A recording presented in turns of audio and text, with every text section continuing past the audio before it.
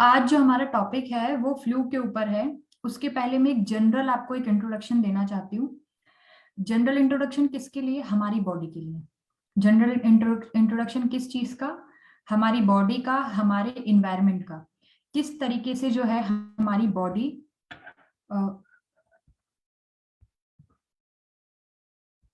एक मिनट, थोड़ा सा टेक्निकल इश्यू की वजह से मुझे 2 मिनट पॉज करना पड़ रहा है यहाँ पे।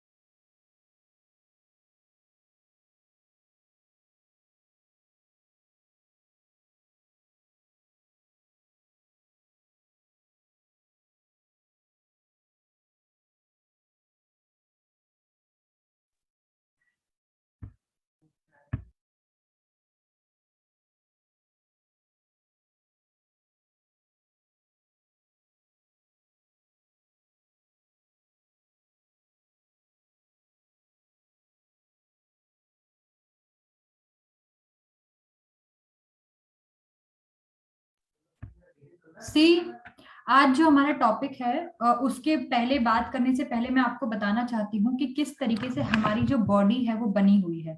हमारी बॉडी जो है, शरीर, हमारा इंसान का जो शरीर है वो किस तरीके से, किन किन चीजों से मिलके बना हुआ है। ठीक है। हमारी बॉडी सेल से बनती है। सेल मतलब हमारे शरीर का जो सबसे छोटा हिस्सा होता है। जब हमारे शरीर को हम बहुत ज्यादा टुकड़ों में बांट देते हैं और उसके बाद में वो जो टुकड़ा है, एक एक जो छोटे छोटे पीस है वो एक साथ मिलके बनाते हैं, तो उनको सेल हम लोग बोलते हैं। सेल जो है, बहुत सारे सेल जब आपस में जुड़ जाते हैं तो वो बनाते हैं टिश्यू। ठीक है। बहुत सारे टिश्यू मिलके हमारे बॉडी के छोटे छोटे ऑर्गन्स बनाते हैं, जैसे हमारी आंख हो गई, हमारा नाक हो गया, हमारा आमाशय हो गया, पित्ताशय हो गया। इस तरीके के अलग अलग ऑर्गन्स से मिलके हमारी बॉडी बनी हुई है। और जब बहुत सारे ऑर्गन मिल जाते हैं तो ऑर्गन सिस्टम बन जाता है। ठीक है। हमारी बॉडी के अंदर बहुत सारे ऑर्गन सिस्टम है। हम बोल सकते हैं डाइजेस्टिव रिलेटेड जो सिस्टम है हमारा, रिप्रोडक्शन रिलेटेड सिस्टम है। ठीक है। रेस्पिरेटरी रिलेटेड सिस्टम है, सर्कुलेटरी रिलेटेड सिस्टम है। हर सिस्टम को हमारे शरीर में ड्यूटी दी गई है ना। कोई काम करता है खून को एक जगह से दूसरी जगह लेके जाने का, कोई काम करता है इंफॉर्मेशन को एक से दूसरी जगह तक लेके जाने का, कोई काम करता है खाने को एक जगह से दूसरी जगह तक लेके जाने का। इस तरीके से सभी के अंदर जो है, ये सारी जो ड्यूटी है वो एक तरीके से देखा जाए तो डिवाइडेड है। सभी अपना अपना काम अपने अपने हिसाब से करते हैं। ठीक है। तो हमारी जो बॉडी है वो मिलके तो इन सेल्स और इन सब चीजों से मिलके बनी है। लेकिन अगर हम, हमारी बॉडी के अंदर जो न्यूट्रिशियस चीजें हैं, जो खाने की बहुत इंपॉर्टेंट चीजें हैं, वो अगर हम नहीं खाते हैं तो ये जो सेल का टिश्यू बनना, टिश्यू से ऑर्गन, ऑर्गन से ऑर्गन सिस्टम जो बनने की जो प्रोसेस होती है वो पूरी तरीके से अच्छी प्रकार से नहीं हो पाती। ठीक है। हमारी बॉडी सिर्फ ऑर्गन और ऑर्गन सिस्टम के अलावा भी और चीजों से मिलके बनी है। वो क्या क्या है? हमारी बॉडी के अंदर कैल्शियम, फॉस्फोरस होता है, आयरन होता है। ठीक है। हमारी बॉडी के अंदर प्रोटीन, हमारी बॉडी जो है वो प्रोटीन से मिलके बनी है, कार्बोहाइड्रेट, फैट्स, बहुत सारे तरीके के मिनरल्स जो है, छोटे छोटे विटामिन्स। हालांकि बहुत कम मात्रा में हमारे शरीर को विटामिन्स की जरूरत होती है, लेकिन तो भी हमारे शरीर के अंदर विटामिन्स की कमी हो जाए तो हमें अलग अलग प्रकार के जो है नुकसान होते हैं, अलग अलग प्रकार की बीमारियां होती है। देखा जाए तो हम ये बोल सकते हैं। ठीक है। तो आज जो हम लोग टॉपिक हमारा स्टार्ट कर रहे हैं वो है फ्लू के ऊपर। ठीक है। जिस तरीके से मैंने स्टार्टिंग में बताया था कि हमारी बॉडी जो है वो किस तरीके से ऑर्गन सिस्टम में डेवलप होती है, उसी तरीके से जो फ्लू है वो एक बीमारी है, एक इन्फ्लुएंजा, एक इन्फेक्शन है जो हमारी बॉडी के अंदर होता है। ठीक है।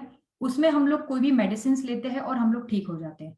बट व्हाट इफ अगर वो अच्छे से ट्रीट नहीं हुआ, क्या हुआ अगर वो ज्यादा बढ़ गया, हमें क्या करना चाहिए, हम क्या कर सकते हैं। ये सभी जो चीजें हैं इस चीज के ऊपर पूरी तरीके से निर्भर करती है।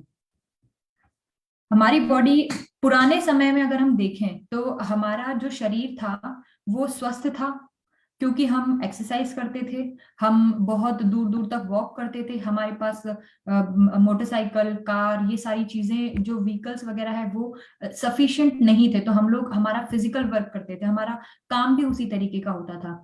प्लस हमारा जो खान पान था वो भी बहुत अच्छा हुआ करता था, हमें बहुत प्योर चीजें और बहुत एकदम प्यूरेस्ट फॉर्म में हमें वो जो चीजें थी वो मिलती थी खाने के लिए, चाहे वो वेजिटेबल्स हो गई, चाहे वो वाटर हो गया, चाहे कोई भी चीज जो हम भी बना करके खाना खा रहे हैं। लेकिन आज के समय में इतने सालों बाद क्या हो रहा है हमारी बॉडी के साथ में, हम हमारी सेडेंटरी लाइफ जो है वो जी रहे हैं। हम पूरी तरीके से खुद के ऊपर ना होकर मशीनों के ऊपर निर्भर करते हैं, पूरे समय कुर्सी पे बैठे रहते हैं, पूरे समय पलंग पे लेटे रहते हैं, बिल्कुल भी वॉक नहीं करते हैं, घूमने नहीं जाते हैं, एक्सरसाइज नहीं करते हैं। तो इस तरीके की जो सेडेंटरी लाइफ है ये हमारे जीवन में हमको देखने के लिए मिलती है। प्लस जो खाना हमें मिलना चाहिए, जो न्यूट्रिशन हमें मिलना चाहिए जिसकी वजह से हमारी पूरी बॉडी जो है वो न्यूरिश होगी, वो हमें नहीं मिलता। जो हमें वाइटामिन लेने चाहिए वो हम नहीं लेते, जो हमें मिनरल्स लेने चाहिए वो हम नहीं लेते हैं। तो कुल मिला के जहां पे बात आती है इस चीज की आती है कि हमें ऐसा क्या न्यूट्रिशन लेना चाहिए, हमें ऐसा क्या खाना चाहिए सो दैट हमारी जो बॉडी है वो मजबूत हो और हमें हमारे जो भी बीमारियां हैं, कोई भी इन्फेक्शन है उससे बचने में हमारी मदद करे, और अगर हमें बीमारी हो गई है तो उससे लड़ करके और उससे जीतने में मदद करे। ठीक है। तो जो भी गलत डाइट है, जो भी गलत एक्सरसाइजेस है, ये सारी चीजों को हमको इम्प्रूव करना है। Let's come to the next point, क्या है? एनवायरमेंट। जो हमारा एनवायरमेंट है वो इस तरीके का हो गया है, पोल्यूशन जहां भी देखें, क्योंकि व्हीकल्स हैं, जो एयर है वो नहीं मिल रही है हमें, प्रॉपर प्योर एयर नहीं मिल रही है। तो इसकी वजह से हमारे लंग्स, हमारा जो सांस लेने वाला जो सिस्टम है वो पूरी तरीके से इफेक्ट हो रहा है और हमें बीमारी हो रही है। ठीक है। तो आज का जो टॉपिक है वो फ्लू है, और मैं अपनी स्क्रीन शेयर करूंगी।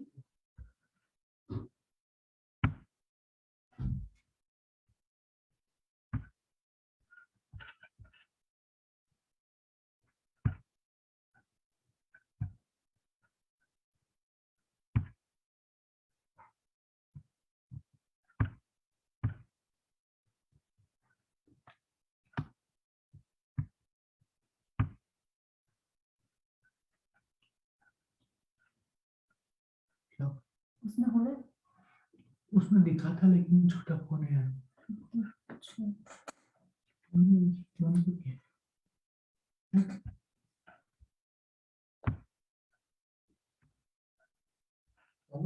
सी,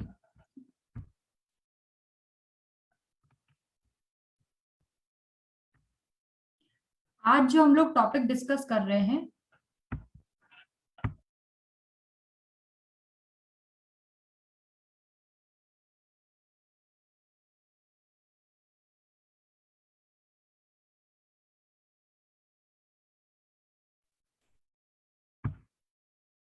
ठीक है, अभी हम लोग जो हमारा टॉपिक, जिस तरीके से मैंने आपको इंट्रो किया है, पूरे जो भी हमारी बॉडी के सिस्टम्स होते हैं, हमारी बॉडी के सिस्टम्स ऑर्गन्स होते हैं, किस तरीके से इफेक्ट होते हैं, क्या उनके अंदर परेशानियां जो है वो बढ़ जाती हैं, किस तरीके से बढ़ती हैं, क्यों बढ़ती हैं, उसके लिए हम क्या सोल्यूशंस हम लोग कर सकते हैं उनको ठीक करने के लिए, ये सारी जो चीजें हैं आज हम लोग पढ़ेंगे हमारे इस हेल्थ अवेयरनेस जो प्रोग्राम है उसके अंदर। आज का topic severe flu cases with Covid like symptoms rise in India. हम लोग देख रहे हैं डे टू डे लाइफ में जो हमारे कोविड लाइक सिम्टम्स, यानी कि कोविड नहीं है लेकिन उससे रिलेटेड, उससे काफी मिलते जुलती जो चीजें हमारे शरीर में हो रही है, हमें लगता है कि ये बदलाव हमारे शरीर में आया है, तो ये किस कारण से आया है, उन सभी चीजों के बारे में आज हम लोग डिस्कस करने वाले हैं यहाँ पे। और फ्लू का मतलब जो होता है, नॉर्मली हम ये माने कि अगर हमें सर्दी, जुकाम, इस तरीके का कोई भी इन्फेक्शन हो गया, जिसमें हमारे नाक में या गले में कुछ भी इन्फेक्शन हो गया है, तो उससे हमको कैसे बचा जाए। ठीक है, जिस तरीके से मैंने अभी स्टार्टिंग में आपको बताया कि हमारी जो बॉडी के ऑर्गन सिस्टम और ऑर्गन्स और ये सारी चीजें जो है बनी हुई है सेल, टिश्यू और इन सभी चीजों से, और ये सभी अच्छी तरीके से बनने में हमें मदद करता है पानी, कार्बोहाइड्रेट, विटामिन्स, मिनरल्स, प्रोटीन्स, ये सारी चीजें। ये सभी चीजें हमको कहाँ से मिलेगी, हम कहाँ से लेके आएंगे। अभी अगर हम खाना खाते हैं तो हम रोटी, सब्जी, दाल, चावल, सिर्फ एक बैलेंस डाइट कहने को बहुत बड़ा होता है, लेकिन क्या हम रियलिटी में वो बैलेंस डाइट हमारी बॉडी के अंदर ले रहे हैं।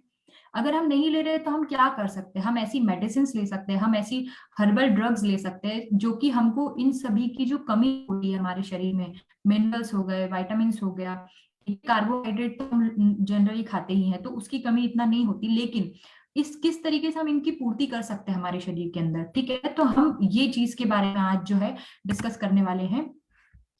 सो ये हेल्थ अवेयरनेस, क्या हमको हेल्थ जो है अवेयर होने की क्या जरूरत है, क्या कारण है हेल्थ के बारे में अवेयर होने का, बताइए आप लोग मुझे कि ऐसा क्या हम लोग करेंगे, ऐसा क्यों करने की जरूरत है कि हमारी हेल्थ के लिए हमको अवेयर होना पड़े। सबसे इंपॉर्टेंट चीज तो ये कि अगर आपके पास कोई भी मुसीबत आई है, जैसे फॉर एग्जाम्पल अगर हम एक सिस्टम की बात करते हैं, तो किसी के घर में चोरी हो गई, किसी के घर में मर्डर हो गया, मान लीजिए इस तरीके की कोई भी सिचुएशन पैदा हुई है आपके जीवन में, तो आप सबसे पहले क्या करेंगे, आप पुलिस के पास जाएंगे। ठीक है, पुलिस जो है वो आपका इस सभी जो चीज है उसकी तहकीकात करेगी, इन्वेस्टिगेशन करेगी, और फाइनली आपको इस निष्कर्ष पे निकालेगी कि ये चीज क्यों हुई, कैसे हुई, किसने किया, और जो भी उसके आगे की प्रोसेस होगी। ठीक है, तो हमारी बॉडी के लिए हमको अवेयर होना जरूरी है, क्योंकि हमारी बॉडी के लिए हम एक तरीके से वो सिस्टम का काम करते हैं, हम उस पुलिस का काम करते हैं कि हमारी बॉडी में अगर ये हुआ तो ये हुआ, अगर ये हो गया तो अब हमको क्या करना चाहिए। मान लीजिए हमें कोई भी प्रॉब्लम हो गई है, कोई बीमारी से हम ग्रसित हो गए हैं, बट अल्टीमेटली उसके लिए हमको सोल्यूशन क्या निकालना है। ठीक है, तो इसलिए हेल्थ अवेयरनेस बहुत इंपॉर्टेंट है। हम ऐसी क्या चीज खा सकते हैं जिसकी वजह से जो है हमें फायदा होगा। ठीक है, तो आज हम लोग पढ़ने वाले रेस्पिरेटरी सिस्टम के बारे में एक नॉर्मल इंट्रोडक्शन, जनरल इंट्रोडक्शन मैं आपको दूंगी, क्योंकि सी मेडिकल साइंस बहुत वास्ट सब्जेक्ट है, एक एक टॉपिक के ऊपर एक एक बुक होती है, और 1 घंटे के अंदर इस पूरे टॉपिक को समझाना थोड़ा सा कॉम्प्लिकेट होता है, लेकिन स्टिल मैंने एक बहुत ही सिंपल लैंग्वेज में कोशिश किया है कि आपको थोड़ा अच्छे तरीके से समझ में आ पाए कि एग्जैक्टली जो है वो हमारी बॉडी जो है उसमें क्या चेंज हो रहे हैं, और हमको और क्या सावधानियां बरतनी है उन सभी चीजों से निपटने के लिए। तो एक रेस्पिरेटरी सिस्टम का हम लोग इंट्रोडक्शन पढ़ने वाले हैं। मैं आपको बताने वाली हूँ कि क्या होता है फ्लू, फ्लू के लिए इंट्रोडक्शन होगा, कोविड लाइक जो सिम्टम्स है वो क्या हो सकते हैं, क्या क्या हमें सावधानियां बरतनी है। ये पढ़ने के बाद में, ये बताने के बाद में अब हम लोग सॉल्यूशंस हम क्या कर सकते हैं। मान लीजिए फ्लू हो गया है, हमको क्या करना है, और डे जो है हमारी इसमें किस तरीके से मदद करेगा, किस तरीके से हमारा हाथ पकड़ेगा, किस तरीके से हमको आगे लेके जाएगा। ये चीज जो है हमें हमें डे जॉय की मेडिसिन और डे जॉय जो हर्बल प्रोडक्ट्स है उसके बारे में पता करेंगे। एंड लास्ट, सपोर्टिव एक्शंस, हम ऐसी क्या क्या चीजें कर सकते हैं, हम ऐसे क्या क्या एक्शंस कर सकते हैं कि हमको ये फाइनली जो है हम हेल्प करेगा आगे बढ़ने के लिए। ठीक है, सो ये है एक जनरल मोटा मोटा इंट्रोडक्शन हमारा रेस्पिरेटरी ट्रैक्ट का। क्या होता है रेस्पिरेटरी सिस्टम, रेस्पिरेटरी सिस्टम के लिए मैं आपको बता रही हूँ, ये एक अगर हम देखें तो हम जिस तरीके से सांस लेते हैं, ये एक ह्यूमन बॉडी का स्ट्रक्चर है। ये नाक और मुंह से जो सांस लिया जाता है, ये इस ट्रेकिया के थ्रू पूरा हमारे जो फेफड़े बने हुए यहाँ तक आता है। ठीक है, नाक का और मुंह का चैनल जो है, दोनों का चैनल जो है वो बीच में लैरिंग्स के यहाँ पे खुलता है, हमारे गले के यहाँ पे खुलता है थोड़े समय के लिए, जहाँ पे खाना और हवा दोनों मिक्स होती है, और उसके बाद में ये जो नीली वाली जो नली जा रही है नीचे, इस नली, इसको हम लोग ट्रेकिया बोलते हैं, ये 2 भागों में डिवाइड हो जाती है। 2 भागों में डिवाइड होने के बाद में जो 2 अलग अलग बड़े बड़े लंग्स हैं उनके अंदर जाती है, और फिर वो और अपनी ब्रांचेस बनाती है। ठीक ठीक उसी तरीके से जैसे एक पेड़ होता है, पेड़ का तना होता है, उसकी बहुत सारी शाखाएं होती है, ठीक उसी प्रकार से ये भी अपनी शाखाओं में फैल जाता है। लंग्स जो है वो दिखने में ऐसा है, लेकिन देखिए ये पीले कलर के पोस्टर के ऊपर मेरा एरो अगर आप लोगों को दिख रहा होगा, तो ये जो एक्शन है, ये जो येलो कलर का जो पोस्ट बना हुआ है स्टिकर, यहाँ पे देखिए एक अंगूर के गुच्छे की जैसी आकार आकृति बनी हुई है। ठीक है, इन सबको हम लोग बोलते हैं एल्वेओलाई, है ना। एल्वेओलाई जो होती है वो स्ट्रक्चरल यूनिट, जैसे मैंने बताया था कि हमारी बॉडी सेल से मिलके बनी हुई है।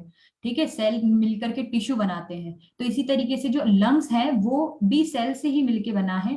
बट उसके अंदर जो सबसे छोटी इकाई होती है वो एल्वेओलाई होती है। वो क्या होती है? एल्वेओलाई होती है। और जो हम सांस लेते हैं वो उस गुब्बारे, वो जो छोटा सा गुब्बारे जैसा स्ट्रक्चर आपको दिख रहा है, इस स्ट्रक्चर तक जाता है।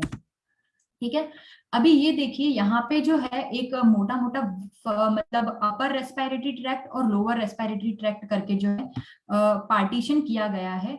ये इसलिए किया गया है सो दैट हमको ये पता रहे कि ऊपर के समय, मतलब जो हमारा ऊपर वाला पोर्शन है, हमारा हम जहाँ से सांस लेते हैं, ऊपर वाले पोर्शन में क्या परेशानी है, और फिर गले के यहाँ से जो है उसको डिवाइड कर दिया है नीचे, यानी कि रेस्पिरेटरी ट्रैक्ट इन्फेक्शन में। ठीक है, upper respiratory tract infection system और लोअर रेस्पिरेटरी ट्रैक्ट सिस्टम, इसमें बहुत ज्यादा आपको कंफ्यूज होने की या सोचने की या याद रखने की जरूरत नहीं है। सिर्फ आप इतना सा याद रखिए कि जिस तरीके से मैंने अभी बताया था कि ये देखिए ये जो अंगूर के गुच्छे हैं, इसके अंदर एक लाल कलर की और एक नीले कलर की जो है पाइप आ रही है ना, नलियां आ रही है। इसमें आप ये देख सकते हो कि किस तरीके से जो लाल कलर की जो नलियां है वो ऑक्सीजन युक्त ब्लड यहाँ से लेके पूरी बॉडी के अंदर लेके जाएगी।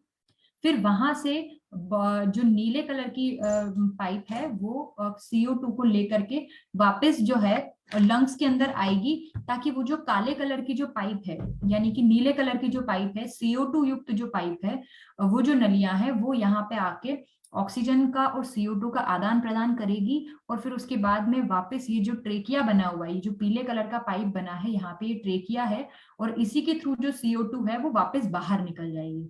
ठीक है, आप समझ पा रहे हैं मैं क्या बोल रही हूँ? कि हमारे शरीर के अंदर जो लंग्स, जो दो लंग्स बने हुए हैं, उस लंग्स के अंदर खाली जगह नहीं होती है। ठीक है, उसके अंदर खाली जगह होगी, लेकिन छोटे छोटे छोटे छोटे गुब्बारे बने हुए रहते हैं। अंगूर जैसे जैसे अंगूर होता है, अंगूर के अंदर तो हालांकि थोड़ा सेमी सॉलिड जेली जैसा स्ट्रक्चर होता है, लेकिन ये जो एल्वेलाई है उसके अंदर बिल्कुल खाली जगह होती है। जब हम सांस लेते हैं तो वो फूल जाती है, और फिर जब हम सांस छोड़ते हैं तो वो सिकुड़ जाती है। इस तरीके का उसके अंदर जो है चेंज होता है। और फिर उसके बाद में ऑक्सीजन और CO2 का यहाँ पे आदान प्रदान होता है। अगर किसी कारण से एल्वेलाई डैमेज हो गई, अगर किसी कारण से लंग्स जो है वो डैमेज हो गए, तो कुल मिला के हमको सांस लेने में दिक्कत होगी, हमें परेशानी होगी, हमें खांसी हो सकती है, और बहुत सारे इन्फेक्शंस जो है वो हो सकते हैं। तो कुल मिला के इतना सा ध्यान रखिए कि हमारे शरीर के अंदर सांस लेने के लिए एल्वेलाई, ब्रोंकियोल्स, ब्रोंकस, इन सभी का बहुत बड़ा हाथ है। क्योंकि अगर हमारा नाक अच्छा है, हमारी सांस लेने वाली पाइप अच्छी है, मगर अगर हमारे फेफड़े ही खराब हो गए, तो हम अच्छे से सांस नहीं ले पाएंगे, हम अच्छे से जी नहीं पाएंगे। ठीक है, तो अब इसका हल क्या है, क्या हमको करना है, इसका क्या कारण है? सबसे इंपॉर्टेंट पहले तो ये कि जो स्मोकिंग हम लोग करते हैं डायरेक्टली और इनडायरेक्टली, जो स्मोकिंग है वो बहुत हद तक जो है हमारे जो फेफड़े हैं, हमारे जो लंग्स हैं, उनको अफेक्ट करती है। सिर्फ डायरेक्ट स्मोकिंग तो मतलब डायरेक्ट जैसे आप स्मोक कर रहे हो, लेकिन इनडायरेक्ट स्मोकिंग में क्या होता है कि अगर आपने स्मोक किया और सामने अगर कोई बैठा हुआ है, तो उसके अंदर भी वो धुआं जा रहा है, हालांकि वो नहीं स्मोक कर रहा है, बट स्टिल उसको वो नुकसान होगा, उसके भी वो टिश्यू डैमेज होंगे, उसको भी वो परेशानियां हो सकती है जो एक स्मोकर को हो सकती है। क्यों? क्योंकि अल्टीमेटली धुआं तो वो पेट के अंदर ही जा रहा है। ठीक है, स्मोकिंग हो गया, एयर पोल्यूशन हो गया, आप ऐसी सिटी में रहते हो जहां पे बहुत ज्यादा पोल्यूशन है, बहुत ज्यादा धूल मिट्टी उड़ रही है, तो इन सभी चीजों से बचना चाहिए। अब जो रह रहा है वो तो अपना घर तो नहीं बदलेगा, लेकिन वो क्या कर सकता है, इसका सोल्यूशन मैं आपको आगे बताऊंगी। ठीक है, देखिए किस तरीके से ये गुलाबी या लाल कलर के जो फेफड़े हैं, ठीक है, वो कैसे काले कलर के बिल्कुल एकदम जैसे कोई सड़ गया हो या उसके ऊपर कोई परत जम गई हो, इस तरीके से जो है उसमें बदल गए हैं। ये जो है, ये सारा जो हम लोग स्मोक करते हैं, जो धुआं जाता है, काला धुआं, उसका जो है वो नतीजा होता है। जिस तरीके से हम अगरबत्ती या दीपक वगैरह जलाते हैं और उसके ऊपर अगर हम प्लेट रख देते हैं तो किस तरीके से काला कालापन जम जाता है। या फिर फॉर एग्जाम्पल जो लेडीज हैं जो खाना बनाती हैं, चूल्हे के ऊपर अगर देखें तो लकड़ी जब जलती है तो लकड़ी जलने के बाद चूल्हे के साइड में किस तरीके से काले कलर का जो है एक काजल जो है वो बन जाता है। ठीक उसी तरीके से जब हम सिगरेट या धूम्रपान करते हैं तो वो भी उसका धुआं काला काला जाके हमारे लंग्स में जाकर जमता है।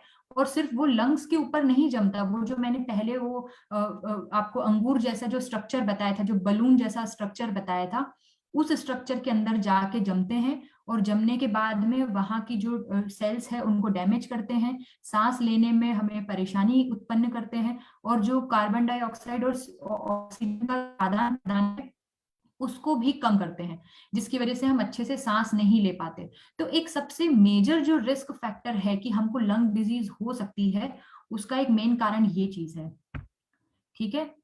अब अगर मान लीजिए कि हमको कोई प्रॉब्लम हो गई, ठीक है, हमको लंग प्रॉब्लम हो गया है या फिर और भी कोई परेशानी हमको हो गई है, तो हम उसका सोल्यूशन करेंगे, लेकिन हमको पता कैसे चलेगा लंग इन्फ्लामेशन हो गया है, ये किन किन चीजों से हमें पता चलेगा? वो ये सब चीज है। आप कुछ भी काम करेंगे आपको थकान महसूस होगी, बहुत जल्दी थक जाएंगे। छोटा सा काम किया और हमें थकान होने लग गई, ठीक है, पूरे समय तक हमें थकान लग रही है, ठीक है, हम खांस रहे तो हमारी सांस लेने में या छोड़ने के अंदर आवाज आ रही है, बहुत ज्यादा हमें खांसी हो रही है, ठीक है, हमें छाती के अंदर डिस्कम्फर्ट हो रहा है, बहुत ज्यादा टाइटनेस लगती है, ऐसा लगता है जैसे हमसे सांस नहीं ली जा रही है, हम सांस अंदर लेते हैं तो बहुत ज्यादा हमें भारी भरकम, जैसे हमने कोई वजन हमारे छाती के ऊपर रख दिया है, इस तरीके का हमें फील होता है। और कुल मिला के हमें सांस लेने में परेशानी होती है। ठीक है, ये कुछ मेन कारण है जिसकी वजह से हम ये समझ सकते हैं कि किस तरीके से हमारे सांस लेने वाला जो सिस्टम है, रेस्पिरेटरी सिस्टम है, उसके अंदर जो है इफेक्ट आ रहा है। ठीक है, सबसे इंपॉर्टेंट इंट्रोडक्शन के टाइम पे मैंने आपको बताया था कि हमारे इस तरीके से सभी सेल बनते हैं। ठीक है, इस तरीके से हमारी इन इन चीजों से मिलकर के हमारी जो बॉडी है इसका गठन होता है। लेकिन लास्ट में मैंने आके मैंने बोला था कि रेस्पिरेटरी सिस्टम जो कि एयर पोल्यूशन से होता है, ठीक है, तो जो मैंने अभी स्मोकिंग बताया वो एक तरीके का पोल्यूशन ही है। फर्क सिर्फ इतना है कि वो एयर में पूरा वाइड नहीं हो रहा है, सभी लोगों को नहीं हो रहा है, लेकिन यस, जो इंसान सिगरेट पी रहा है, जो बीड़ी पी रहा है, या जो भी सिगार, जो भी इस तरीके की धूम्रपान वाली जो चीजें हैं उनका सेवन कर रहा है, तो उनके लिए वो एक तरीके से पोल्यूशन ही है। क्योंकि आप पूरी जो प्योर एयर है उसको छोड़ करके जो पोल्यूटेड एयर है वो आप अंदर ले रहे हैं, तो वो एक तरीके से आपका चाहा हुआ जो ऑप्शन है वो बोल सकते हैं हम की है। और दूसरी बात एयर पोल्यूशन में ये है कि जो फैक्ट्रीज हैं, ठीक है, बहुत सारे जो व्हीकल्स, कार, ये सब चल रहे हैं, तो इसमें आपका पर्सनल कोई एक वो नहीं है जिसमें आप सोल्यूशन निकाल सकते, क्योंकि ये पूरी सोसाइटी की तरफ से हो रहा है। अलग अलग जो बड़ी बड़ी फैक्ट्रीज है जिनकी वजह से पोल्यूशन होते हैं, जिनकी वजह से बहुत सारे लोगों को हेल्थ रिलेटेड इश्यूज होते हैं, तो उसमें आप कुछ नहीं कर सकते हैं कि आप उनको बंद करवा दें, आप यूज ना करें, लेकिन स्मोकिंग आप बंद कर सकते हैं। ठीक है, बट अब इसके लिए क्या सोल्यूशन है उसके लिए भी हम बात करेंगे। सबसे इंपॉर्टेंट चीज ये कि मैंने जैसे बताया आपको लंग डिजीज, ये लंग्स है। अभी ये इस चीज से रिलेटेड हम नेक्स्ट टॉपिक में जो है डिस्कस करेंगे, पर आप ये जान लीजिए कि किस तरीके से लंग के अंदर लंग कैंसर नाम की बीमारी होती है, अस्थमा होता है, निमोनिया, टीबी, ये सब आपने सुना होगा कि कहीं ना कहीं ये जा करके हमारे बॉडी के ब्रोंकस को, ब्रोंकाई को, है ना, एल्वोलाई को डैमेज करती है, हमारे लंग्स का जो अंदर का सरफेस एरिया है। आप ये सोच सकते हो कि एक तरीके से गुब्बारे दो हमारे शरीर के अंदर है, वो पूरा सिर्फ हवा का आदान प्रदान करने का काम कर रहे हैं, लेकिन किसी कारण से यहाँ इन्फेक्शन अगर हो जाएगा तो जो पानी बनेगा, पस बनेगा, गैस बनेगा, वो पूरा आके यहाँ पे बैठेगा, यानी कि लंग्स के अंदर बैठेगा। पानी भर जाएगा तो निमोनिया हो जाएगा। ठीक है, यहाँ पे खून जम गया है तो लंग्स के अंदर खून भर गया है, फेफड़े के अंदर खून भर गया है, ऐसा बोला जाएगा। अगर जो नलियां हैं वो सिकुड़ गई हैं, सिकुड़ने की वजह से अगर आप सांस नहीं ले पा रहे हो तो आपको अस्थमा हो गया है, ये बोला जाएगा। तो इस तरीके की लंग्स से रिलेटेड जो है बहुत सारी जो है बीमारियां होती है हमारे शरीर के अंदर। नाउ फ्लू, मेन इंपॉर्टेंट चीज किस लिए आज हम ये रेस्पिरेटरी सिस्टम जो है वो डिस्कस कर रहे थे, वो हम डिस्कस कर रहे थे फ्लू की वजह से। ठीक है, फ्लू जो है वो नॉर्मली हम लोग अगर देखा जाए तो हमारी डे टू डे लाइफ में हम बोलते हैं कि इनको वायरल हो गया है। ठीक है। जनरली सभी लोग जो हैं वो वायरल हो गया है इसी नाम से ही जो है फ्लू को जानते हैं। इसको इन्फ्लुएंजा बोलते हैं, इन्फ्लुएंजा वायरस का नाम है, ठीक है। बैक्टीरिया की वजह से भी हो सकता है, वायरस की वजह से भी हो सकता है, किसी भी कारण से। कुल मिला के आपको अगर इन्फेक्शन हो रहा है कहाँ पे, या तो आपके नाक में हो रहा है, या आपके गले में हो रहा है, या फिर आपके लंग्स में हो रहा है, ठीक है, जो कि आपके रेस्पिरेटरी सिस्टम के ही पार्ट है। तो कुल मिला के अगर इन तीनों चारों जगह पे अगर आपको कुछ भी इन्फेक्शन हो गया है, यानी कि ये जो है अपना काम करने में सक्षम नहीं है और अपना काम अच्छे से नहीं कर पा रहे, तो हम बोलेंगे कि हमें फ्लू हो गया है, ठीक है। ये जो फ्लू है ये स्टमक फ्लू से अलग है, ये रेस्पिरेटरी सिस्टम में होने वाला फ्लू है, आप कंफ्यूज ना हो। मान लीजिए अगर आपके पास में कोई फ्लू वाला आया है पेशेंट, या कोई भी जिससे आपको बात करनी है, कैसे पता चलेगा कि आपको फ्लू हो गया है, ठीक है। आप उनसे पूछोगे आपको खांसी हो रही है, वो बोलेगा हाँ मुझे खांसी हो रही है। अच्छा, ठंड लगी थी, हाँ ठंड लगी थी। बुखार आया था, हाँ जी बुखार भी आया था। नाक से पानी बहता है, नाक से पानी बहता है। सर दर्द होता है, बहुत हाथ पैर दर्द करते हैं, जो मांसपेशियां हैं वो बहुत दर्द करती हैं। तो जरूरी नहीं है कि सारी चीजें किसी इंसान में मिले, हो सकता है कि दो तीन भी मिल सकती है, ये भी हो सकता है कि ये सारी मिल सकती है। लेकिन अगर ये सभी चीज उनको मिल रही है, और अगर वो किसी चीज से एक्सपोजर में आए हैं, जैसे वो हॉस्पिटल गए हैं, या कोई भी, जैसे आपके घर में अगर किसी को फ्लू हो गया है, तो आप उसकी वजह से भी कांटेक्ट में आ सकते हैं। तो ये एक मोटे मोटे साइंस एंड सिम्टम्स हैं कि अगर कोई भी पेशेंट आपके पास आया है कि मुझे ये प्रॉब्लम हो रही है, तो आप कैसे पता करेंगे कि उनको ये परेशानी जो है वो फ्लू है या क्या है। ड्राई कफ, उनको खांसी होगी, उनको शरीर में ऐसा चिल्स यानी कि ठंड लगेगी, बुखार भी आएगा उनको, ठीक है, नाक से पानी जैसा बहेगा, सिर दर्द उनको होगा, और मसल्स एक जिसको बोलते हैं, मतलब हाथ पैर दर्द होना, ठीक है। अगर अब हम देखें, फ्लू जो है वो काफी हद तक जो है वो कोल्ड से रिलेटेड है ना। जैसे कि मैंने बताया था कि अगर हमें नॉर्मल अगर सर्दी खांसी हुई, तो हम क्या बोलते हैं उसको, कि मुझे कॉमन कॉमन कोल्ड हो गया है ना। जनरली सब लोग कॉमन कोल्ड के नाम से ही जानते हैं।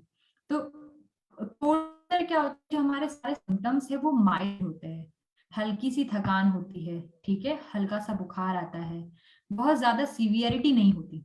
लेकिन जब फ्लू होता है, तो उसमें जैसे वायरस से हुआ है, या नाक बह रही है, गले में खराश हो जाएगी, ठीक है। इन्फ्लुएंजा के केस में ये सारे सिम्टम्स बहुत ज्यादा बढ़कर आते हैं, ठीक है। सीवियरिटी जो होती है इनकी बढ़ी हुई होती, बहुत ज्यादा दर्द होगा, आपसे बिल्कुल सहन नहीं होगा, आपको गोली लेने की जरूरत पड़ेगी, अचानक से हो जाएगा, बुखार आएगा, भूख भी नहीं लगेगी। तो ये सारे जो सिम्टम्स है ये इन्फ्लुएंजा के हैं। नॉर्मली जो कोल्ड होता है उसके अंदर क्या होता है कि आपकी नाक जो है वो बंद हो जाती है, खांसी होती है और गले में खराश होती है, बस, इससे ज्यादा और कुछ नहीं। लेकिन इसके अलावा भी है कि बहुत समय से आपको खाना नहीं अच्छा लग रहा है ना, खाने का मन तो कर रहा है, भूख लग रही है, लेकिन आप खाना खा नहीं पा रहे हैं। इस तरीके से अगर सिम्टम्स जो है वो आपके बढ़ रहे हैं, ठीक है, मसल्स जो है वो बॉडी में पेन कर रही है, बहुत ज्यादा दर्द कर रहा है, तो ये जो है ये इन्फ्लुएंजा के कॉमन लक्षण है, अगर हम देखा जाए तो, ठीक है। ये देखिए यहाँ पे कोल्ड और फ्लू इन दोनों से रिलेटेड जो है वो सिम्टम्स बताए गए हैं, कि कोल्ड जो है वो क्या होता है और फ्लू जो है उसके सिम्टम्स कैसे। जैसे मैंने इसके पहले वाले पिक्चर में बताया था आपको कि कोल्ड जो है वो माइल्ड होगा, बहुत ज्यादा परेशानी आपको नहीं होगी, लेकिन यस फ्लू में आप बहुत ज्यादा इरिटेट हो सकते हैं, बहुत ज्यादा चिड़चिड़े हो सकते हैं, है ना, बहुत ज्यादा आपको सिर दर्द होगा, बहुत ज्यादा शरीर के अंदर कमजोरी आएगी आपको, चेस्ट में आपको डिस्कम्फर्ट हो सकता है, छाती में आपको जैसे दर्द हो रहा है, या आप सांस नहीं ले पा रहे हैं, इस तरीके की परेशानी होगी, ठीक है। उसके अलावा आपको मसल्स में प्रॉब्लम हो सकती, दर्द हो रहा है, आपको खांसी आ रही है, फीवर हो रहा है, ये सारी चीजें जो है वो फ्लू के अंदर देखी जाती है। Now next is corona virus. ये मैं मतलब पुरानी याद जो है वो ताजा तो नहीं करना चाहती हूँ। हमको सभी को पता है कि 2020 में 2020 के अंदर हमारा जो है किस तरीके से आउटब्रेक हुआ था कोविड-19 के थ्रू, है ना, किस तरीके से जो सार्स है, सार्स कोविड वाला, उसने इन्फेक्शन क्रिएट किया था पूरी जो है इंडिया हमारी कंट्री जो है इसकी वजह से परेशान थी। तो ये यहाँ पे इंक्लूड करने का एक कारण ये है कि जो सीवियर फ्लू लाइक सिम्टम्स जो है वो कोरोना से मिलते जुलते हैं, ठीक है, कि हमको ऐसा लगेगा कि जो पेशेंट को है कोविड हो गया है या उसको कोरोना हो सकता है। ठीक है, तो ये सोच के डरना नहीं है, उसका सोल्यूशन भी है, हम निकालेंगे क्या करना है हमको।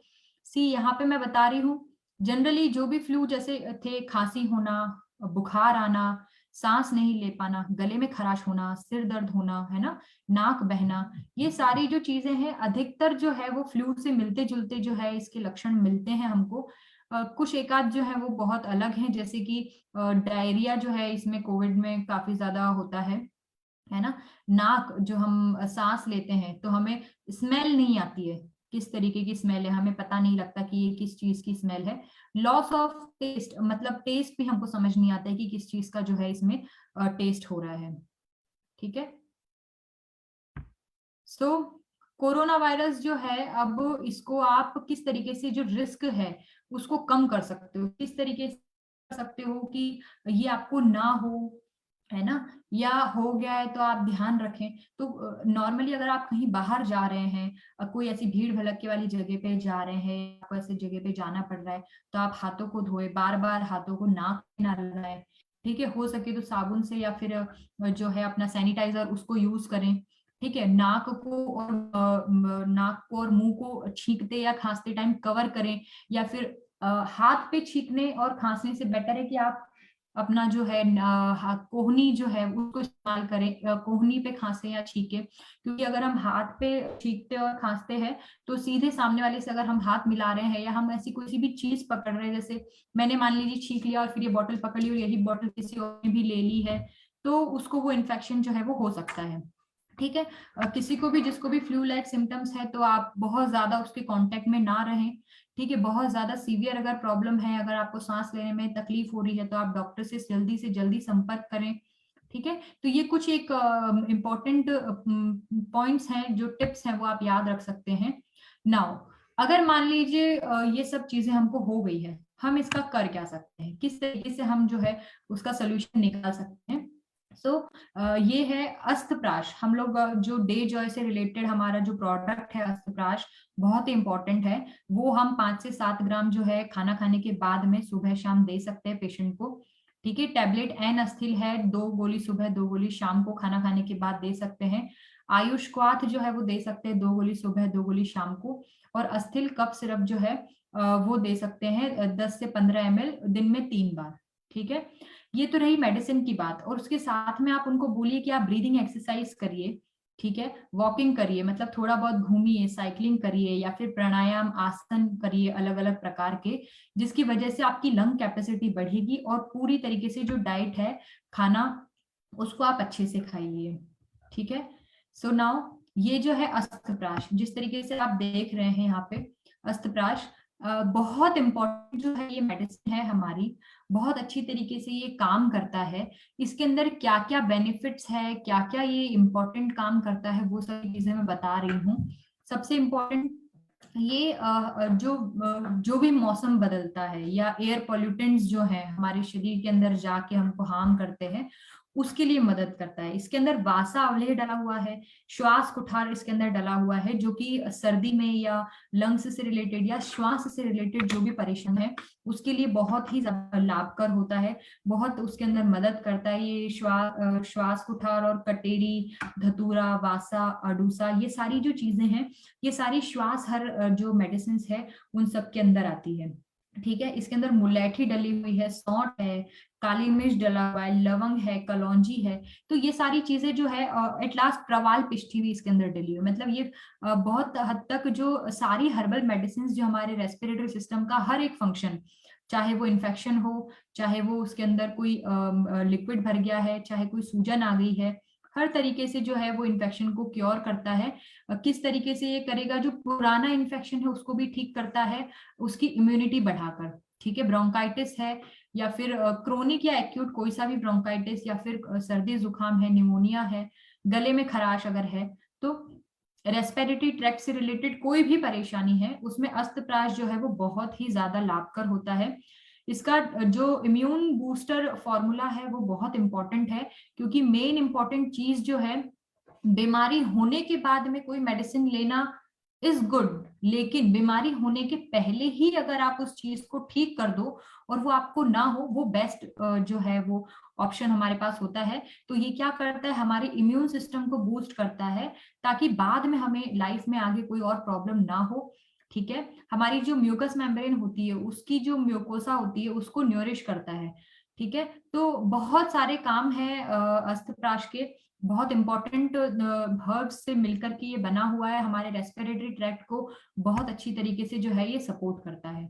नेक्स्ट एन अस्थिल जो टैबलेट है, एन अस्थिल टैबलेट भी यही है, कंजेशन को जो है ये रिमूव करती है, रेस्पिरेटरी ट्रैक्ट के अंदर जो कफ बन रहा है उसको बाहर निकालती है, जो बलगम है उसको तोड़ करके बाहर निकालती है। ये एक तरीके से ब्रोंको डायलेटर का काम करती है। ब्रोंको डायलेटर क्या होता है कि जैसे कि मैंने स्टार्टिंग के स्लाइड में बताया था कि इस तरीके की जो पाइप है वो बन करके हमारे लंग्स तक जा रही है। ठीक है, किन्हीं कारणों की वजह से इसके बीच का ये जो जगह है, ये जगह कम हो गई। ठीक है, छोटी सी जगह हो गई, तो यहां से निकलने में हवा को परेशानी होगी, तो ये इसको फुला देगा। क्योंकि जगह ज्यादा होगी तो उसको सांस लेने में परेशानी नहीं होगी पेशेंट को। तो इस तरीके से ये अस्थमा में भी बहुत अच्छे से काम करती है। हमें जो ब्रेथलेसनेस हो रही होती है, यानी कि शॉर्टनेस ऑफ ब्रेथ, सांस लेने में जो परेशानी होती है, उसमें बहुत अच्छा ये जो है काम करती है। एंटी एलर्जिक या फिर एंटी इन्फ्लामेटरी प्रॉपर्टीज जो होती है उसमें बहुत अच्छा वर्क करती है ये एन एस्थिल जो टैबलेट है। एंटीऑक्सीडेंट प्रॉपर्टीज के साथ में ये हमारे जो इम्यून सिस्टम है उसको बूस्ट करती है। ठीक है, इसके अंदर इस तरीके की हर्ब्स डली हुई है, वो हमारे जो भी रेस्पिरेटरी ट्रैक्ट रिलेटेड जो प्रॉब्लम्स है उन सभी को सॉल्व करती है। इसके अंदर भी आरगवद, मुलेठी, है ना, अकरकरा, कलौंजी, इस तरीके की चीजें डली हुई है, जो हमारे रेस्पिरेटरी ट्रैक्ट को बूस्ट तो करती है, इम्यूनिटी को बूस्ट करती है, उसको स्ट्रांग भी करती है।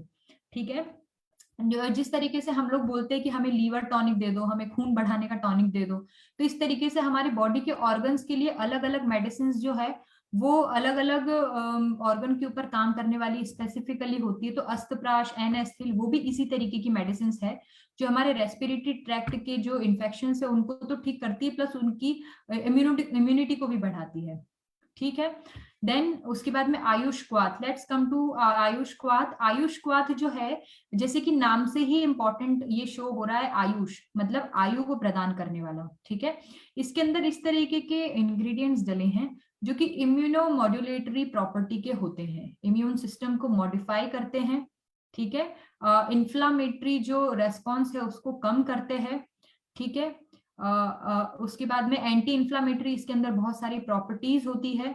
एंटीऑक्सीडेंट्स होते हैं जो कि इम्यून सिस्टम के लिए बहुत इंपॉर्टेंट होते हैं।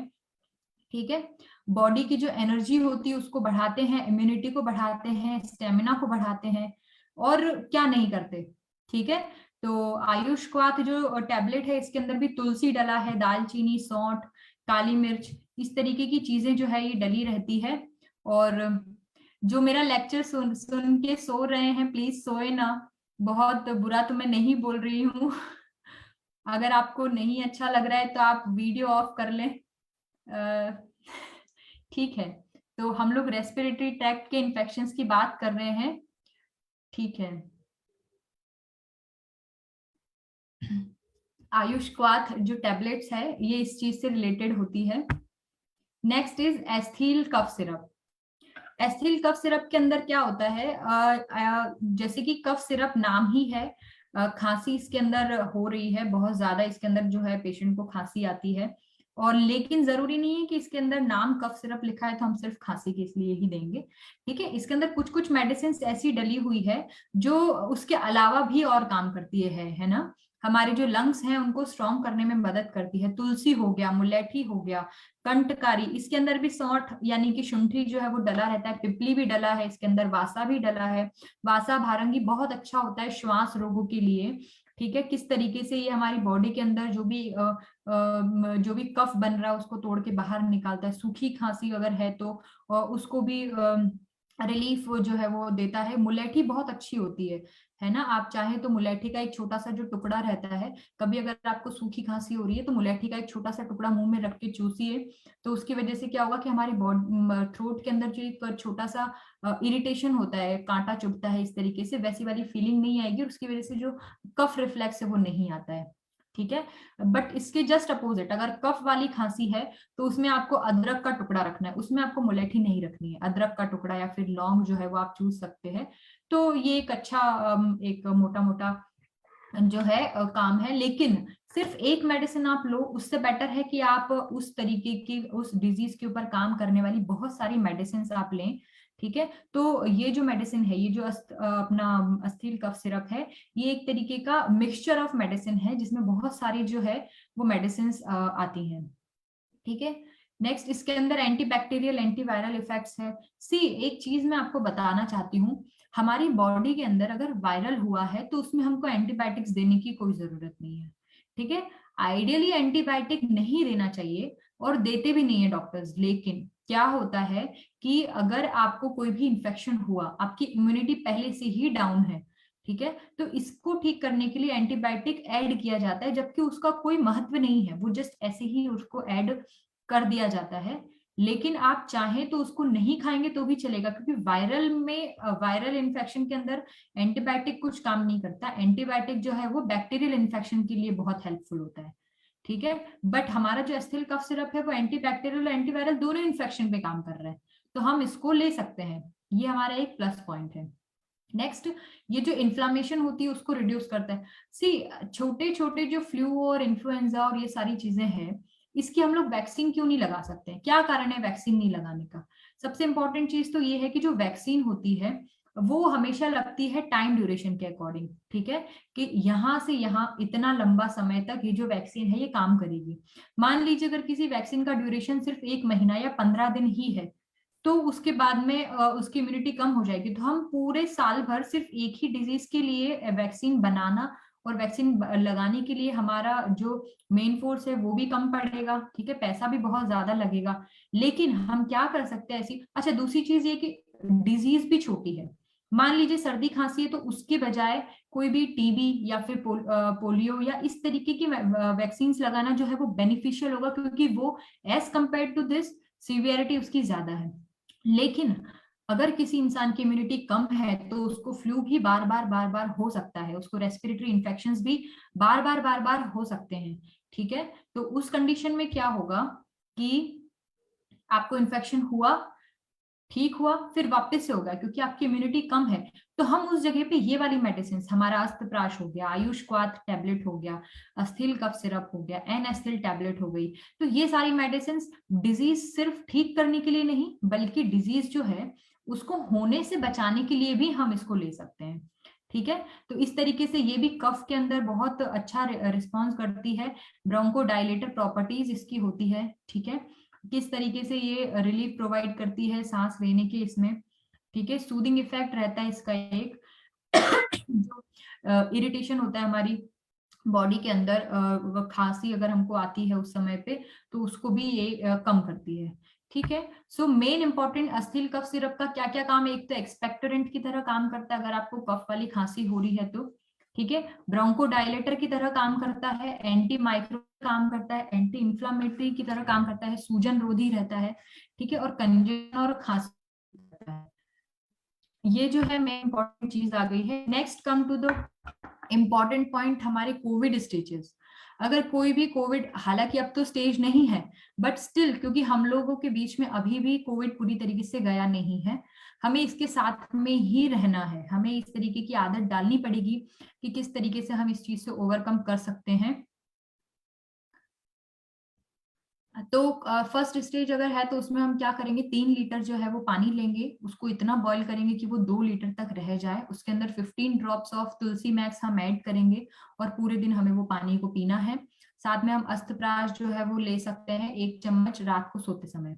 ठीक है, नेक्स्ट कोविड स्टेज 2, अगर पेशेंट जो है थोड़ा सा सीरियस है या थोड़े से सिम्टम्स जो है थोड़े ज्यादा हैं या थोड़े से सीवियर हैं, तो उसमें हम लोग 20 to 30 ड्रॉप्स जो है वाटर का उसके अंदर ऐड करेंगे, 3 लीटर्स ऑफ वाटर बनाएंगे, अस्तप्राश देंगे, लेकिन इस बार हम लोग सुबह शाम दोनों टाइम ऐड करेंगे।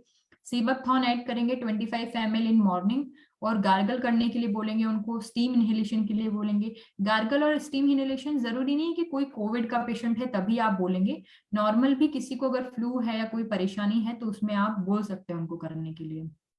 ठीक है, नेक्स्ट इज उसको बोलना है first to third day coconut water भी लेना है, मूंग का दाल का पानी पीना है। हल्का खाना खाने के लिए इसलिए बोलते हैं क्योंकि अकॉर्डिंग टू आयुर्वेदा बॉडी के अंदर कोई भी डिजीज अगर होती है, कोई भी दोष ऊपर नीचे हुआ है, तो उनको डाइजेशन करने के लिए, उनको डाइजेस्ट करने के लिए अग्नि का प्रॉपर होना बहुत जरूरी है। हमारी अग्नि कब प्रॉपर होगी?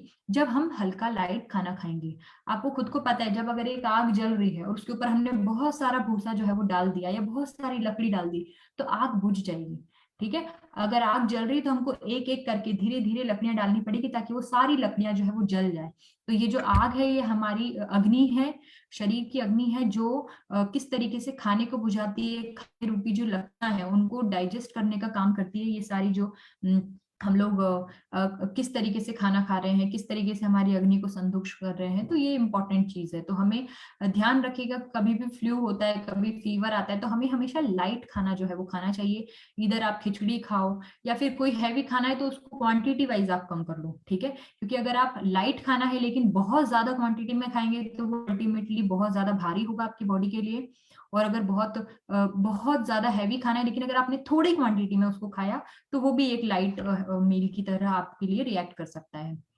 ठीक है, नेक्स्ट कोविड स्टेज 3 के अंदर क्या होगा? हमको वही प्रॉपर डायटिक्स फॉलो करना है, एक्टिविटीज करना है, अस्तप्राश जो है वो ले लेना है, सेवाकथॉन ले लेना है, साथ में गैसोफ्री और आयुष्क्वाथ जो है टैबलेट वो ऐड कर लेनी है।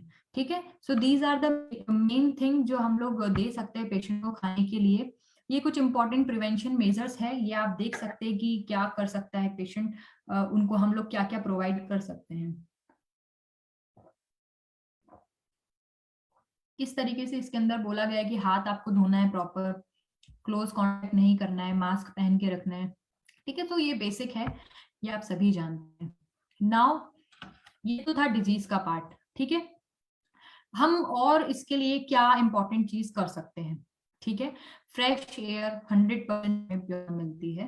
फ्रेश एयर जो कि 100% फ्रेश भी है, फ्री भी है, ठीक है, और 100% बेनिफिशियल है, लेकिन तो भी हम लोग उसका यूज नहीं करते हैं, है ना। तो मेन इंपॉर्टेंट थिंग, हवा से बना हुआ जो रेस्पिरेटरी ट्रैक्ट है उसको हमें हवा ही प्रोवाइड करनी है, वो भी शुद्ध। ठीक है, कोई भी लेफ्ट नहीं होगा। लास्ट में मुझे एक इम्पॉर्टेंट अनाउंसमेंट करनी है, प्लीज आप सभी लोगों से रिक्वेस्ट है कि जब तक सेशन पूरा कंप्लीट होने के बाद मैं आप लोगों को बोलूंगी लेफ्ट होने के लिए, तभी आप लेफ्ट होइएगा, उसके पहले नहीं होइएगा। मुझे आपसे कुछ बात करनी है, कुछ इंपॉर्टेंट अनाउंसमेंट करनी है, इसलिए ये बात मैंने पहले ही बता दी, सो दैट आप लोग लेफ्ट ना हो, ग्रुप को छोड़ के नहीं जाइए ना। ठीक है, so let's come to the topic again. तो हमें चाहिए क्या? हवा। जो चीज जिस चीज से मिलके बनी है हमें वही प्रोवाइड करवानी है, वो भी फ्रेश। ठीक है, तो प्रॉपरली ब्रीथ करने का एक तरीका होता है ना, सिस्टमेटिक अगर हम कोई भी काम करते हैं तो वो बहुत बेनिफिशियल होता है। हमें एक काउंट टू 5 में एक इनहेल करना है कि हम सांस ले रहे हैं 1 to 5 काउंटिंग तक, फिर हमने अपनी ब्रेथ को वहीं रोक के रखना है, काउंटिंग 3 तक करेंगे तब तक, और फिर आफ्टर दैट हम 5 तक काउंटिंग करेंगे और फिर उसको वापस से हमारी बॉडी से हवा को बाहर निकाल देंगे। इसी तरीके से हमको एक्सरसाइज करना है, ब्रीदिंग एक्सरसाइज करने में बहुत ज्यादा हमें हेल्प मिलती है। ठीक है, प्रॉपर ब्रीदिंग से हमारी जो बॉडी के टॉक्सिन्स है वो बाहर निकल जाते हैं। ठीक है, हमारी जो इमोशनल डिस्ट्रेस है वो रिलीव होते हैं, हमारा जो ब्लड फ्लो होता है वो अच्छा होता है, कार्बन डाइऑक्साइड बाहर निकलती है, ऑक्सीजन का जो सप्लाई होता है वो ब्रेन में, पूरी बॉडी में इंक्रीज हो जाता है। ठीक है, टेंशन जो रहती है वो रिलीज होती है, हम कोई भी डिस्ट्रेस से है, कोई डिप्रेशन में है, वो इम्प्रूव होता है। और क्या नहीं होता है अगर हम प्रॉपरली ब्रीदिंग एक्सरसाइज करेंगे तो, जरूरी नहीं है कि आप टाइम निकाल के ब्रीदिंग एक्सरसाइज करें, बट कॉन्शियसली बैठ के जब आप सांस पूरे अंदर ले रहे हैं और सांस बाहर छोड़ रहे हैं, तो कॉन्शियसली का मतलब ये कि आपको पता होना चाहिए कि मैंने सांस अंदर ली, मैंने सांस होल्ड किया और फिर उसके बाद मैंने सांस को बाहर निकाला। ठीक है, तो ये एक मैंने आपको एक आइडिया बताया है कि किस तरीके से ये करते हैं। बाकी हम क्या कर सकते हैं, अनुलोम विलोम हम कर सकते हैं, इसके बारे में मैं पहले भी लेक्चर्स में बता चुकी हूँ। और आप यहाँ पे देख सकते हैं कि किस तरीके से हम एक नॉस्ट्रिल बंद करेंगे, एक नॉस्ट्रिल से हम इनहेल करेंगे, फिर दूसरे वाले नॉस्ट्रिल से एक्सहेल करेंगे और फिर उसी से वापस इनहेल करेंगे और फिर एक्सहेल करेंगे। ठीक है, तो इस तरीके से हम लोग अनुलोम विलोम प्राणायाम जो है उसको हम ऐड कर सकते हैं हमारी लंग कैपेसिटी को बढ़ाने के लिए, लंग्स की हेल्थ को बढ़ाने के लिए। ठीक है। कपाल भाती जो है, कपाल भाती को हम ऐड कर सकते हैं बॉडी के अंदर किसी भी तरीके से जो है काम करने के लिए, इम्प्रूव करने के लिए हमारी सिर्फ रेस्पिरेशन कैपेसिटी के अलावा भी ये और काम करता है कि ये डाइजेस्टिव सिस्टम को भी इम्प्रूव करता है, जो हमारी कुंडलिनी शक्ति है उसको बढ़ाता है, कंसंट्रेशन को बढ़ाता है, ब्लड शुगर लेवल जो है उसको रिड्यूस करता है, या फिर बोले तो उसको बैलेंस करता है, हमारे ब्रेन, माइंड हेयर, इन सभी के लिए जो है यूजफुल है, हार्ट के लिए बहुत यूजफुल है। ठीक है। तो हम ये कर सकते हैं। आसन प्राणायाम में हम भुजंग आसन बोल सकते हैं उनको करने के लिए कि भुजंग आसन करिए। देखिए किस तरीके से लेडी जो है भुजंग आसन कर रही है, उसकी पोजीशन। पश्चिम उत्तान आसन के लिए बोल सकते हैं, जो नीचे नीचे जो है बना हुआ है फोटो, पश्चिम उत्तान आसन के लिए। ठीक है। तो ये इस तरीके से कुछ कुछ तो भी एक्सरसाइजेज और योगा है। एंड फाइनली जो है ये देख लीजिए आप, जो फोटो मैंने डाला है इसका एक तरीके से मीम आप बोल सकते हैं कि क्या रीजन है ये डालने का, कि सांस जब आप अच्छे से लेंगे तो आपके जो लंग्स हैं वो एक ऐसा गिफ्ट आपके ब्लड को देंगे कि वो आपकी बॉडी के लिए पूरी तरीके से बेनिफिशियल होगा। ठीक है। तो आप लोगों को ये पता होना चाहिए कि हमारी बॉडी के लिए क्या अच्छा है, अच्छा नहीं है, क्या डाइट हमें लेनी है, क्या डाइट हमें नहीं लेनी चाहिए। ठीक है। तो इस तरीके से जो है ये सेशन अभी मैंने बताया आपको, कोई भी लेफ्ट नहीं करेगा। मैंने बताया मुझे एक इम्पॉर्टेंट अनाउंसमेंट करनी है। So that's all for today session. अभी जो सेशन हुआ है इसके बाद में मैं आपको कुछ बातें बताना चाह रही हूँ। सबसे इम्पोर्टेंट तो ये कि जो हमारी इंदिरा मैम है, अनमोल सर है, दिव्यांश सर हैं, किस तरीके से सब लोग मेहनत करते हैं, है ना, हर चीज के लिए फीडबैक हमें उनको देना चाहिए। मेडिसिन बन रही है उनके लिए भी, किस तरीके से रिजल्ट देती हैं इसके लिए भी। सबसे इम्पोर्टेंट चीज तो ये कि हमें ये नहीं देखना है कि कौन पेशेंट बीमार है हम उसी को ही दवाई देंगे। ठीक है। कौन पेशेंट हाई रिस्क पे है हमें उसे भी देखना है। जिस तरीके से एक आइसबर्ग होता है, यानी कि एक पहाड़, ये समुद्र है, समुद्र के ऊपर पहाड़ बना हुआ है, वो तो छोटा दिखता है लेकिन नीचे बहुत बड़ा होता है, आइसबर्ग जिसको बोलते हैं। ठीक है। तो नॉन कम्युनिकेबल डिजीजेस भी उस तरीके की होती है जो हमें दिखाई नहीं देती। जरूरी नहीं है कि हम पेशेंट का वेट करेंगे कि उसकी किस समय पे सारी जो रिपोर्ट्स है वो नॉर्मल नहीं आएंगी, कब बहुत ज्यादा ऊपर नीचे शुगर आएगा, कब उनकी इसमें बहुत सारा इन्फेक्शन आएगा, तब उनको हम मेडिसिन देंगे। हमें उनको बोलना है कि आप इम्यूनिटी के लिए भी ले सकते हैं, आप न्यूट्रिशन के लिए भी ले सकते हैं।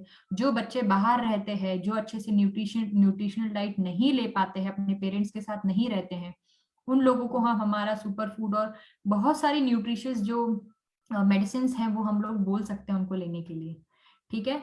तो ये आज के सेशन के लिए था। And now time for the announcement. मुझे आप सभी लोगों से एक बात ये बोलनी है कि जब भी आप कॉल करेंगे डॉक्टर से बात करने के लिए, स्पेशली आप मुझसे जब भी बात करेंगे कॉल करने के लिए, उस टाइम पे आपको ये चीज ध्यान रखना है कि जिस पेशेंट के बारे में आप बात कर रहे हैं, अगर उसकी रिपोर्ट्स आपके पास है तो आप वो सेंड कर देते हैं। ठीक है। बट पेशेंट का नाम, उसकी एज कितनी है, ठीक है, उसकी डायबिटिक या फिर बीपी या कोई भी और दूसरी मेडिसिन चल रही है कि नहीं चल रही, ये बेसिक इंफॉर्मेशन आपको रखनी है। ठीक है। क्योंकि कई बार क्या होता है कि हम पूछते हैं और मतलब पता नहीं रहता है। तो अगर हमें ये चीजें पता रहेगी तो हम और अच्छे से और जल्दी जो है हम आपको बता पाएंगे कि क्या आपको करना है, किस तरीके से आपको जो है मेडिसिन उनको देना है, कितने टाइम में देना है ना। कई बार क्या होता है कि जो इन्फॉर्मेशन रहती है वो इनकम्प्लीट रहती है, और मतलब फिर हमें इनकम्प्लीट इन्फॉर्मेशन के अकॉर्डिंग जो है मेडिसिन लिखना पड़ती है। ठीक है। तो आप लोगों को ये ध्यान होना चाहिए कि आपको क्या करना है। सबसे इंपॉर्टेंट, पेशेंट से जब भी बात करेंगे उनका नाम, एज तो आप मैक्सिमम बताते हैं नो डाउट, लेकिन आपको ये भी पूछना है कि बीपी आपको है कि नहीं है, शुगर या थायराइड या किसी चीज की मेडिसिन तो नहीं चल रही है।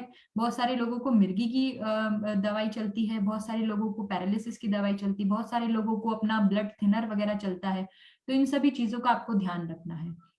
And one last more thing कि जब भी आप कॉल करेंगे तो जिन लोगों को अपना डीजे आईडी याद है, दैट इज बेस्ट, बहुत अच्छी बात है। बट अगर आपको याद नहीं है तो आप लोग उसको या तो लिख लीजिएगा एक जगह, सो दैट उससे क्या होता है कि आपसे कनेक्ट करने में इजी पड़ता है। ठीक है, मान लीजिए मेरे पास किसी का भी कॉल आया, मैं नाम नोट नहीं कर पाई, बट क्योंकि डीजे आईडी रहता है तो उसके थ्रू आपको ऑल ओवर इंडिया में फटाफट वो लोग ट्रेस कर लेते हैं कि कहाँ पे आप हो, ट्रैक करने में भी इजी पड़ता है। तो ये था। थैंक यू सो मच, आप लोगों ने मेरा बहुत अच्छे से जो है सेशन सुना, तसल्ली से सुना।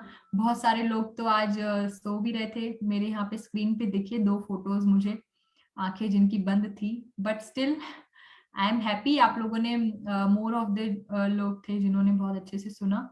और बाकी कोई भी परेशानी हो आप लोग पूछ सकते हैं, कोई भी डाउट हो, कोई प्रॉब्लम नहीं है।